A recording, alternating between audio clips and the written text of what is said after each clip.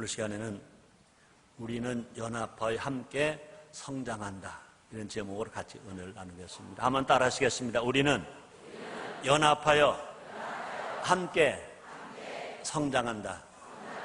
다시, 우리는 연합하여 함께 복받는다. 아멘. 우리나라 대한민국은 참 좋은 나라입니다. 나라 이름이 대한민국입니다. 이름은요, 아무리 봐도요, 미국보다도 더 좋고, 중국보다 더 좋고, 호주보다 더 좋고, 일본보다 더 좋고, 대한민국입니다. 이 대한민국의 대명사가 있습니다. 뭘까요? 성장입니다. 그냥 성장이 아닙니다. 고도 성장. 네, 고도 성장입니다. 문제는 균형 성장이 아니라는 겁니다. 성장은 했는데, 고도 성장은 했는데 균형 잡힌 성장이 아니기 때문에 지금 너도 나도 양극화 현상이 심하다.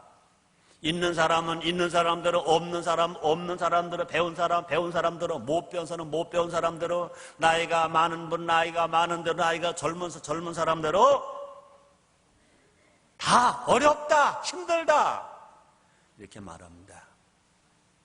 성장에 있어서 중요한 것은 뭐냐? 균형입니다. 균형.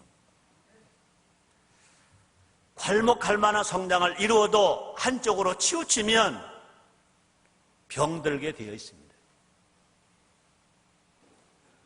제가 거울을 보면요, 그냥 멀리서 보면 제가 나를 볼 때, 여러분 웃긴다고 그러지 마세요. 내가 나를 볼 때 괜찮아요. 근데 거울을 가까이 보면 내가 병신이더라고요. 뭐가 병신이냐? 눈이 짝짝이요. 난 나만 그런가 그랬죠. 우리 작은 손자 효영이 딱 안고 가만히 보니까 이름도 짝짝이야. 이름도 오른쪽 눈이 더 커. 아름다운 건 뭘까? 건강은 뭘까? 행복이 뭘까? 그렇습니다. 좋은 그림은 뭘까? 좋은 음악은 뭘까? 균형이 잡혀야 됩니다. 화음이 있어야 합니다. 그래서 순복음 인천교회는 균형 있는 교회가 되어지기 위해서 예배, 전도, 교육, 봉사, 교제의 5대 비전을 가지고 있습니다. 예배는 참 잘 드린다. 그런데 전도를 하지 않는다. 교육받지 않는다. 봉사하지 않는다. 교제하지 않는다. 그것은 균형이 잡힌 교회가 못 되는 것입니다. 오늘은 전도 교제에 이어서 교육 훈련에 해당되는 내용을 알아볼까 합니다. 순복음 인천교회 교육 훈련 목적은 뭘까? 제자 되고 제자 삼는 겁니다. 한번 따라 하시겠습니다. 제자 되고 제자 삼는다. 그렇습니다. 다시 한번요. 제자 되고 제자 삼는다. 그렇습니다. 우리가 제자가 되기 위해서 훈련을 받아야 됩니다. 뿐 아니라 제자 삼기 위해서 훈련을 시키고 교육을 시켜야 됩니다. 제자화는 혼자서 이룰 수 없는 일인 것입니다. 제자의 성공 여부는 얼마나 함께 하느냐, 얼마나 연합하느냐에 달려 있습니다. 이 시간 부자 되고 그 부를 나눠주는 것과 같이 제자 되고 제자 삼기 위해서 연합 작전을 한번 펴보자는 것입니다. 함께 알아보자는 것입니다. 그래서 우리 모두가 다 개인의 신앙이나 또 가족의 신앙이나 우리 교회의 신앙이 모두가 다 건강하고 균형 있는 성장, 균형 있는 부흥, 함께 나누는 축복을 받고 주는 우리 모두가 됩시다. 그렇게 되기를 정말로 원하시면 아멘 하겠습니다. 원하시면 아멘 하겠습니다. 첫째, 서로 본이 되어야 합니다. 서로 따라 하시겠습니다. 서로 본이 되자. 그렇습니다. 우리가 연합하여 함께 성장하기 위해서는요, 서로 본이 되어야 된다, 그 말인 것입니다. 내가 너에게 본이 되고 너는 나에게 본이 되고. 그렇습니다. 나 홀로 신앙은 영적 성을 이룰 수 없는 것입니다. 영적으로 성장하려면 영적으로 성장하려면 뭐가 필요하냐? 사람들이 필요합니다. 예수님을 닮은 인격은 서로 성도와 성도 간의 관계를 통해서 만들어지는 것입니다. 쇠가 날카롭게 한다고 그랬습니다. 우리에게는 모델이 필요합니다. 좋은 본보기가 있어야 더 빠르고 강하게 성장할 수 있습니다. 사도 바울같이 위대한 분도요, 살아있는 성경이라고 말할 수 있는 사도 바울 같은 분도요, 초대교회 성도들에게 본보기 역할을 했습니다. 또뿐 아니라 많은 사람들의 본을 받게 되었습니다. 그래서 빌립보서 4장 9절에 이렇게 말합니다. 너희는 내게 배우고 받고 듣고 본바를 행하라. 그리하면 평강의 하나님 너희와 함께 계시리라 그랬습니다. 한번 따라 하시겠습니다. 너희는 내게 배우고 받고 듣고 본바를 행하라. 그리하면 평강의 하나님이 너희와 함께 계시리라. 그렇습니다. 우리는요, 성령님에게만 배우는 게 아닙니다. 우리는요, 사람을 통해서도 배우는 겁니다. 그러므로 하나님의 평강이 너희와 함께 있겠다 할 때 바울은 말합니다. 너는 내게 배우라. 바울에게 배우라는 겁니다. 바울을 또 보라는 겁니다. 바울의 소리를 들으라는 겁니다. 또 본바를 행하라는 겁니다. 그렇게 되면 평강의 하나님이 너희와 함께 계시겠다는 것입니다. 사랑하는 성도님들이여, 평강의 하나님 여러분과 함께 계시기를 원하시면 아멘 하겠습니다. 은혜가 뭐냐 그 말이에요. 복이 뭐냐 그 말인 것입니다. 평강의 하나님 나를 떠나지 아니하시고 항상 우리와 함께 계신 것이 은혜 중에 은혜요, 복 중에 복인 것입니다. 그런데 그것을 사도 바울은 말합니다. 너는 내게 배우고, 바울이 말합니다. 내게 배우고 내게 받고 내게 듣고 내게 본벌 행하라. 그래야만 평강의 하나님이 너희와 함께 계시리라. 이렇게 말씀합니다. 나에게 좋은 모델이 되는 멘토가 있는가 생각해 봐야 합니다. 멘토가 여러분 뭔지 잘 아시죠? 멘토는 좀 더 가까운 거리에서 나를 이끌어 줄 수 있는 사람이 멘토입니다. 설교나 세미나 책보다 더 생생한 가르침을 줄 수 있는 사람이 멘토인 것입니다. 또 멘토의 도움을 받는다면 시행착오를 줄일 수 있습니다. 제가 지금 목사가 되어서 여러분 설교를 합니다. 많은 사람이 나보고 복 받았다고 말합니다. 근데 저에게 물론 멘토는 조용기 목사님 나에게 멘토인 것입니다. 조용기 목사님은 설교를 들을 때만이 아니라 또 배울 때만이 아니라 그분의 삶을 통해서 저는 느끼고 따라가는 일들이 너무나 많습니다. 자, 그런데 제가 오늘 2부 예배도 그런 말을 했습니다. 내가 여의도 선복음교회 처음 출석해서 그 당시에는요, 남선교회 동대문구 1구역장 김진환 구역장. 그때 그분 나이가 60이 좀 넘으셨던 것 같아요. 눈이 나빠가지고 안경을 2개를 끼고 한 번 끼고 덧깁니다. 그분의 직업은 난 그런 말이 잘 뭔지 모르겠는데 그분이 그러더라고요. 나는 오바롭고 해요. 우리. 그분 자기 직업이 오바롭고 하는 직업이라고 그러더라고요.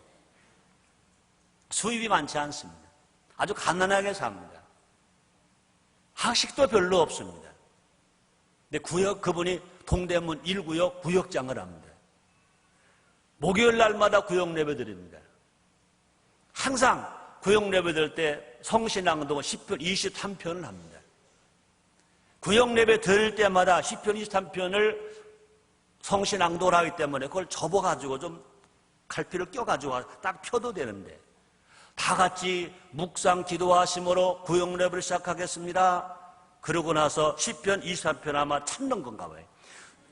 뒤적 부시럭 워낙 답답하니까 눈을 뜨고 봅니다. 아직도 찾아요. 그리고 눈이 나쁘니까 안경을 2개 껴가지고 꼈다가 뺐다가 그리고 이제 다 찾았으니까 읽습니다. 여호와 나의 목자시니 내가 부족하옵소로다.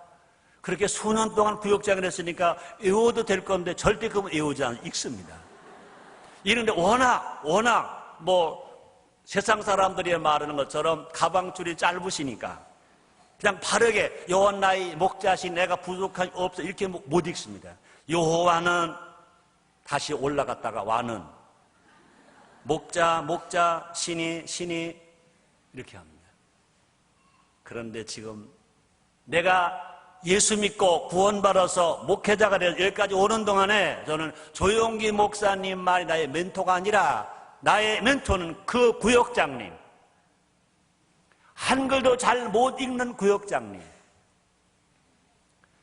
시편 23편도 바르게 잘 읽지 못하는 그 구역장님, 그분의 모습과 그분의 삶 속에서 저는 얼마나 신앙의 보탬을 갖게 된지 모릅니다. 여러분, 여러분에게도 신앙의 지도를 하는, 인생의 지도를 하는 멘토가 있으시기를 주 이름으로 축원합니다. 그런 분이 계셨기 때문에 내가 목회 늦둥이, 또 구원 늦둥이입니다. 전 예수 33살에 믿었습니다. 39세 목회를 시작했습니다. 그럼에도 불구하고 그분의 열심, 그분의 특심을 내가 배웠기 때문에 내가 목회 되면서 내가 목회 늦게 시작했지만 그럼 나도 열심히 해보자. 나도 부지런히 해보자. 그래서 저는 목회를 처음 시작할 때 내가 목회 철학이 옵니다. 내가 죽으라고 해보자. 죽으라고 해보자. 죽으라고 해보니까 하나님 도우셔서 여기까지 오도록 축복해 주셨는데, 저는 그러므로 그 김진환 구역장이 지금도 여러순복음교회 가서 그분을 찾습니다. 그분 연세가 많으시니까 그분 살아 계시나요? 살아 계시대요. 지금 그분 아주 보고 싶은 것입니다. 여러분에게도 다시 말합니다. 신앙의 본이 될 수 있는, 인생의 본이 될 수 있는 멘토가 있으시기를 주 이름으로 축원합니다. 우리가 멘토와 관계를 맺으려면 소그룹에 참여해야 됩니다. 그렇습니다. 제가 김진환 구역장님 같은 분을 내가 멘토로 만날 수 있다는 건 뭐냐? 내가 소그룹에 참여한 것입니다. 그 당시에 구역랩에 참석을 한 겁니다. 여러순복음교회 남성구역 동래문구 1구역의 구역장 김진환 목사님, 최성규는 구역원으로 참여했기 때문에 그런 분을 만났고 내 삶의 변화가 일어났고 신앙에 큰 힘이 되었다는 것입니다. 두 번째입니다. 서로 격려함으로. 여러분에게 물어볼까요? 혀 없는 사람 손 들어봐요. 혀 없는 사람 없죠? 혀가 다 있습니다. 여러분, 혀는 왜 하나님 주셨느냐? 여러 가지 의미가 있습니다. 그 중에 하나가 뭐냐? 힘든 사람, 지친 사람 격려해 주라고 하나님이 여러분에게 혀를 주신 것 믿으시길 바랍니다. 혀는요, 죽이기도 하고요, 살리기도 하는 힘을 가지고 있다고 그랬습니다. 그래서 잠언서 18장 21절 말씀이 있습니다. 죽고 사는 것이 혀의 권세에 달렸나니, 그 말이 뭡니까? 죽고 사는 것이 혀의 쓰기에 달렸나니 혀를 쓰기 좋아하는 자는 그 열매를 먹으리라 그랬습니다. 그 혀를 가지고 어떻게 사용하느냐에 따라서 사람이 죽을 수도 있고 사람이 살 수 있다는 것입니다. 우리는 사람을 살리는 말을 해야 할 것입니다. 사람을 살리는 말 중에 제일 대표적인 것이 뭡니까? 지치고 어렵고 힘든 사람에게 격려해 주는 말이 사람을 살리는 말인 것 아시기를 제모로 축원합니다. 그렇습니다. 격려는요, 하나님의 은혜를 전달하는 것입니다. 하나님의 복음을 전달하는 것입니다. 하나님의 사랑을 전달하는 것입니다. 뿐 아니라 격려는요, 걸어 다니는, 곁으로 다가가는 것입니다. 힘들고 지치고 어려운 사람들에게 찾아가는 것이, 그것이 뭐냐? 격려인 것입니다. 또 격려는요, 사람을 세워주는 것입니다. 성공하는 사람 어떤 사람이냐? 어떤 사람이 성공한 사람이냐? 자기만 잘났다고 사는 사람이 아니라, 자기만 성공한 사람이 아니라 다른 사람을 세워주는 사람, 다른 사람을 성공시켜주는 사람이 성공한 사람인 것 아시기를 주 이름으로 축원합니다. 많은 사람들이 혼자는 성공했습니다. 그런데 다른 사람을 세워주지 못합니다. 그 사람은 성공한 사람이 아닙니다. 우리가 격려자가 되려면 어떻게 해야 할까? 격려하기 위한 실질적인 애씀, 노력, 힘도 있어야 된다는 것입니다. 격려라는 단어는 매우 익숙한 용어입니다. 격려라는 단어를 모르는 사람 없습니다. 그런데 실제로 어려워하는 사람 찾아가서 격려하는 것은 매우 쉽지 않다는 것입니다. 그렇기 때문에 격려하겠다는 결단이 필요합니다. 그러기 위해서는 다른 사람을 귀하게 여겨야 됩니다. 내가 하나님께 귀하듯, 내가 우리 부모님에게 귀하듯 다른 사람도 하나님에게 귀한 겁니다. 그 가족에게 귀하고 그 부모님에게 귀한 존재인 것입니다. 상대방이 자신의 최고 기량을 발휘하도록 우리가 도와줘야 될 것인 것입니다. 정말 중요한 것은 뭐냐? 초점을 맞춰야 될 것인 것입니다. 예수님은 안식일에 한 여인을 고치셨습니다. 율법보다 그녀의 필요를 더 중요하게 여기셨던 것입니다. 또한 그녀에게 아브라함의 딸이라고 격려까지 하셨습니다. 그녀를 인격적으로 세워주신 것입니다. 격려할 기회를 얻기 위해서 우리가 애쓰고 노력도 해야 될 것인 것입니다. 격려하기 위한 기회를 얻으려면 삶의 우선순위를 바꿔야 될 것입니다. 그러므로 내 일정 봐라, 나보다 먼저 사람 돌보기에 더 힘쓸 때 우리가 누가 격려를 받아야 할 사람인지, 누가 우위를 받을 사람인지 찾을 수 있다는 것입니다. 그래서 우리는 모두가 다 격려할 사람들을 찾아서 그들에게 관심을 갖고 그들에게 눈을 쏠리고 그들에게 찾아가서 위로해주고 격려해 줄 때 절망에 처한 사람이 희망을 얻고 살아갑니다. 불평할 수밖에 없는 사람이 감사하며 살아갈 수 있습니다. 자살할 사람이 새로운 희망을 가지고 살아갈 수 있습니다. 그래서 우리 모두가 다 연합과 함께 성장할 수 있다, 그 말인 것입니다. 세 번째입니다. 서로 가르치는 것입니다. 따라합시다. 나도 교사가 된다. 나도 교사다.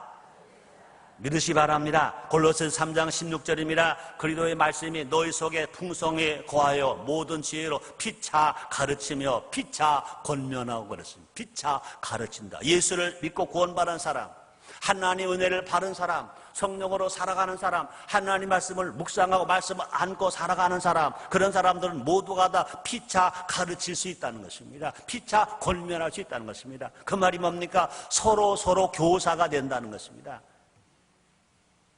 어떤 사람은 그렇게 생각할지 모릅니다. 가르치는 게 하나도 없는데 생각할 수 있습니다. 여러분 꼭 기억할 것은 전문가만이 교사가 아니다. 최고의 교사는, 자녀에게 최고의 교사는 학교 선생님이 아니라 집에서 낳아주고 길러주고 젖도 주고 밥도 먹여주고 목욕도 시켜주고 때로는 야단도 쳐주고 위로해주는 엄마가 최고의 교사인 줄 믿습니다. 또 아버지가 최고의 교사인 것입니다. 내가 상대를 내가 사랑한다면 나는 교사 될 자격이 있는 것입니다. 자녀를 사랑하는 부모, 교사 될 수 있습니다. 친구를 사랑하는 친구, 교사 될 수 있습니다. 성도를 사랑하는 성도끼리 모두가 다 교사가 될 수 있습니다. 우리에게는 가르칠 수 있는 능력과 자질이 있다, 그 말인 것입니다. 왜 그렇습니까? 우리는 다 은혜 받았기 때문에. 받은 은혜를 나누는 것은 최고의 가르침입니다. 간증도 최고의 가르침인 것입니다. 경험 속에서 깨달은 삶의 지혜를 알려줄 수 있다, 이것도 가르침인 것입니다. 우리는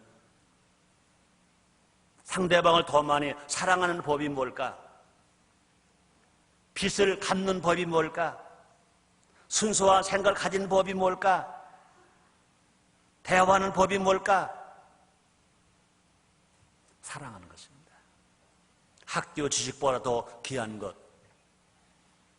이것이 사랑으로 배우는 것입니다.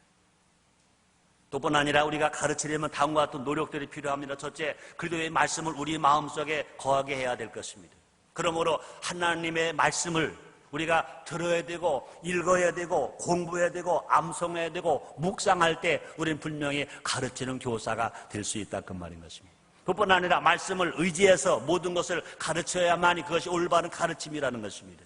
세상적인 통념은 영적인 지혜를 결코 능가할 수가 없기 때문에 그렇습니다. 그러므로 소그룹을 통해서, 구역을 통해서, 봉사사역 소그룹을 통해서, 구역 소그룹을 통해서 우리가 함께 참여한다는 것입니다. 소그룹은 교사로서의 자질을 키울 수 있는 좋은 기회인 것입니다. 아까도 말했습니다. 저는 구원도 늦둥이, 목회도 늦둥이. 근데 하나님이 내 여기까지 왜 복을 주셨을까? 저는 구역 소그룹에서 배운 게 너무 많습니다. 아까 말했지 않습니까? 오버롭고 직업을 가진, 안경을 2개를 쓰시고 성경도 뜨무뜨무 읽으시는 그 할아버지 모습의 구역장님을 통해서 내가 배운 게 너무 많다는 것입니다. 그뿐 아니라 같은 구역원들끼리 배운 게 너무 많다는 것입니다. 그때 제가 하나 기억나는 거 하나 말씀드립니다. 구역원이 한 5명도 모이고 7명도 모이고 많이 10명도 모였어요. 나보다 나이가 훨씬 더 많으신 분도 모였습니다. 그때 내 나이가 33세 예수 믿어서 35세, 36세 그때 있었어요. 그 중에 한 분이 김봉린 집사님. 머리가 이렇게 벗겨주시고 키가 나보다 더 크시고 나보다 적어도 아마 한 20살이나 15살은 더 잡수신 분. 자기 딸이 중학교 이제 입학을 하기로 했습니다. 입학을 했는데 입학금이 없는 구역예배 드리면서 자기 딸 중학교 입학하는데 입학금이 없으니까 기도해달라고 다 기도는 했습니다. 근데 누구 한 사람 도와줄 수 있는 힘이 없어요. 다 헤어지는데 기도만 했지. 월요일날 그 다음날이 등록금 마감인데 목요일날 구역예배 드리면서 기도만 했지 모금도 없고 아무것도 없어요. 내 마음에 감동이 오더라고요. 나도 그때 사업이 어려울 때였어요. 근데 주머니를 들여보니까 10,000원짜리 하나도 없어요. 그때 돈이 5,000원짜리 하나가 있어요. 어떻게 전달해 줄까? 많은 구역권들 보는데 전달해 주면 그분 부끄러워할 건데 어떻게 전달해 줄까? 나가면서 주머니에다가 있는 5,000원짜리를 달 옆으로 접고 속에서 또 접고 또 접고 또 접어서 동전만하게 만들었어요. 그리고 다 같이 헤어지면 인사를 할 때 집사님 딸 중학교 입학하는 거 축하드려요. 그러면서 조금 넣었어요. 그리고 손바닥에 딱 동전처럼 작게 접은 5,000원짜리 딱 접어줬어요. 딱 받아가지고 갔어요. 그 다음날 구역예배 와가지고요. 그분이 울면서 간증을. 그땐 저는 집사도 아니었어요. 최성기 형제가 나에게 접고 또 접어서 준 5,000원이 없었으면 15,000원 등록금을 못 낼 뻔했는데 너무너무 고맙다고 울면서 불과 5,000원이 사랑하는 딸을 중학교 입학시키게 했고 그 5,000원이 구역원끼리 서로 사랑할 수 있는 친교할 수 있는 일들을 있게 만들었다는 것입니다. 여러 순복음교회나 순복음인천교회는 대형교회입니다. 그 대형교회에서는 교회 주일날만 설교 듣고 예배 드리고 왔다 갔다 해서는요 이런 사랑 체험할 수가 없습니다. 어디로 가야 됩니까? 소그룹으로 가야 됩니다. 소그룹으로 가서 구역 소그룹에 가서 사역 소그룹에 가서 서로 협력하고 서로 정을 나누어주고 어려움을 같이 나눌 때 우리의 신앙은 건강한 신앙이 될 수 있습니다. 이것이 뭐냐? 서로 돕는 것. 이것이 뭐냐? 서로 가르치는 것입니다. 저 지금도 말합니다. 그 당시에 제가 구역원이 아니었다면 내가 그 후에 구역장이 되지 않았다면 내가 33살에 구원받고 39살에 목회 시작되었으면 뭘 내가 알겠습니까? 내가 못된 신앙도 아닙니다. 뭘 알겠습니까? 그러나 구역예배에서 내가 사랑을 받았고 구역예배에서 내가 은혜를 받았고 구역예배에서 서로 교제하는 걸 배웠고 구역예배를 통해서 멘토를 만났기 때문에 부족하지만 내가 목회할 수 있었다. 난 지금도 말씀합니다. 신학을 인류대학을 나온 것도 중요합니다. 그러나 더 중요한 것은 뭐냐? 구역예배를 꼬박꼬박 드린 사람, 구역장을 열심히 최선을 다한 사람. 그렇습니다. 구역은 작은 교회가 쓴 것입니다. 모델 교회 같은 것인 것입니다. 그러므로 구역이 얼마나 중요한지 모릅니다. 나는 여러분들에게 수없이 많이 당부했습니다. 주일날 예배만 드리고 가지 말고 은혜만 받고 가지 말고 가정마다 그 지역마다 있는 동리마다 있는 구역에 참여해서 구역 예배도 드리고 부구역장도 하고 또 구역 총무도 하고 구역장도 하고 그래서 하나님의 은혜를 함께 나누면서 배우고 가르칠 때 우리의 신앙은 오히려 건강한 신앙이 되어서 우리 함께 복복, 함께 은혜복, 함께 성장하는 우리 모두가 될 것인 것입니다. 네 번째입니다. 서로 권면함으로. 그렇습니다. 대형 사고를 막는 방법이 뭘까? 꾸준히 관심을 가지는 것입니다. 꾸준한 관심은 사고를 미연에 방지합니다. 우리의 건강도 마찬가지인 것입니다. 어떤 사람들은요 그냥 항상 건강했는데 그렇게 건강했던 사람이 갑자기 연락이 왔어요. 죽었대. 암으로 죽었대. 너무 건강했는데 너무 건강하니까 건강 체크에 무관심했습니다. 아무나 아프지도 않습니다. 정신도 없습니다. 근데 오히려 잔병 치레가 많은 사람들은요, 건강에 관심을 갖습니다. 건강 체크를 더 잘합니다. 그래서 오히려 암에 안 걸립니다. 암에 걸려도 초기에 발견하니까 또 수술해서 다 낫고 치료를 받는 일들이 막 일어나는 것입니다. 우리의 삶도 마찬가지입니다. 신앙도 마찬가지인 것입니다. 우리가 정말로 큰 사고를 나지 않게 하려면 어떻게 하냐, 꾸준히 관심을 가지는 것입니다. 사람들 사이도 마찬가지인 것입니다. 서로 관심을 가지면 옆에 있는 지체가 실족하는 일을 막을 수 있습니다. 예수님을 닮아가는데 서로 보탬이 될 수 있습니다. 그러므로 진실로 서로 구역 성도들끼리 사랑한다면, 친구끼리 사랑한다면, 가족끼리 사랑한다면 권면해줘야 됩니다. 충고도 해줘야 됩니다. 책망도 해줘야 됩니다. 때로는요, 잔소리 같지만 또 해주고 또 해줘야 될 것인 것입니다.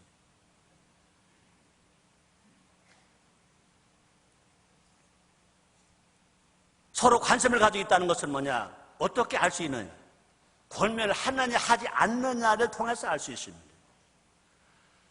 권면하지 않으면 사랑 안 하는 겁니다. 권면하면 사랑하는 겁니다. 때로는요, 책망을 하면 사랑하는 겁니다. 책망도 안 하면 책망도 안 하면 사랑하지 않는 것입니다. 저는 그런 말을 합니다. 사랑은 뭐가 많다? 사랑하는 사람은 뭐가 많다? 잔소리가 많다.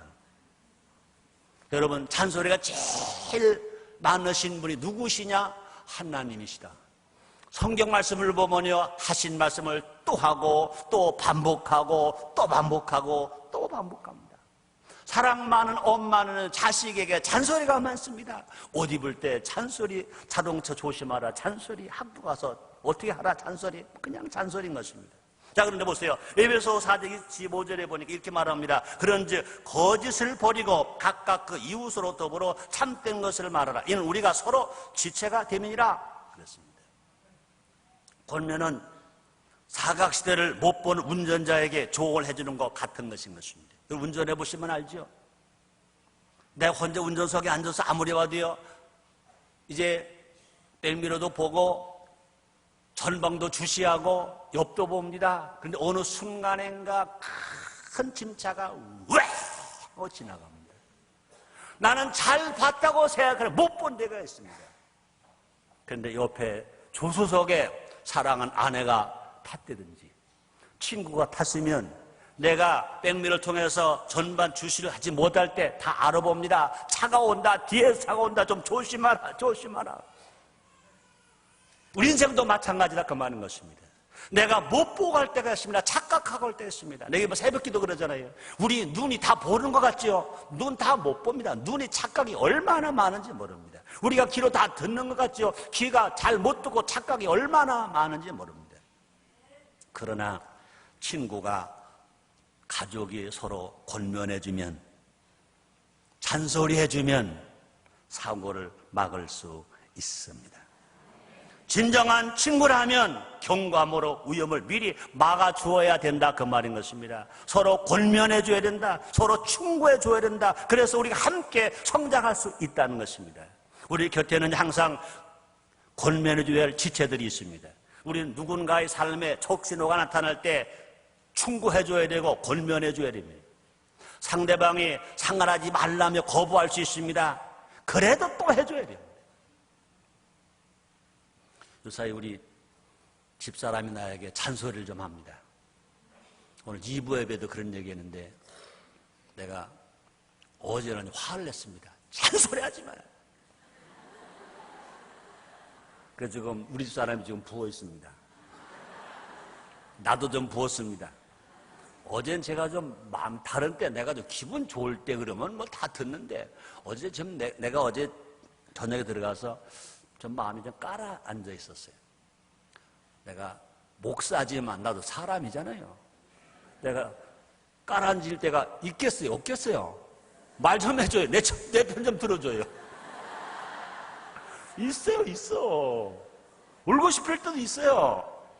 난 가끔 텔레비전 뉴스를 보다가도 막 울 때가 많아요.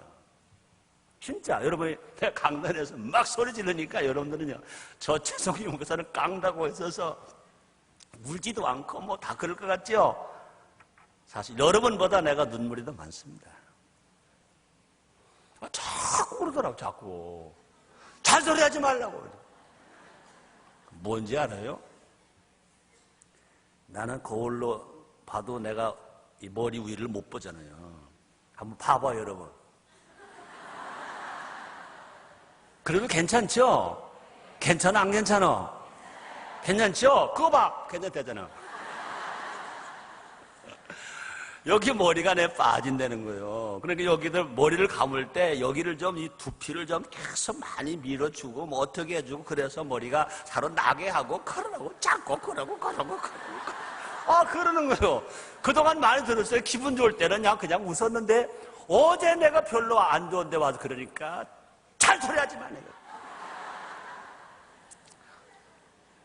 아침에 밥 안 먹을래다 먹고 왔어 그래도.